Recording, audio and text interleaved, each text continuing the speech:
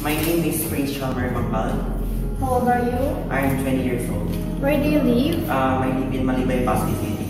What's your year and course? I'm in third year and taking Bachelor of Science in Hospitality Management. What motivates you to join this competition? What motivates me to join this competition? First is my family. Second, my friends.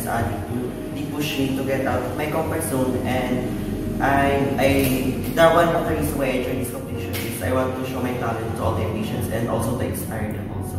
Anong talent yung showcase mo and bakit ayun yung napili mo?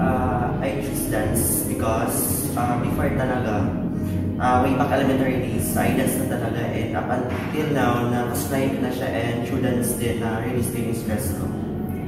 Gaano ka katagal na nag-prepare? I can see 1 week for the competition. May experience ka na ba before? Way back 2021 when I started competing dance competition in my province, and up until now, I'm pursuing the dance. Do you have any message sa fellow competitor mo? Ang sasabi ko lang is good luck sa atin and break a leg, kaya natin. Yeah. Thank you!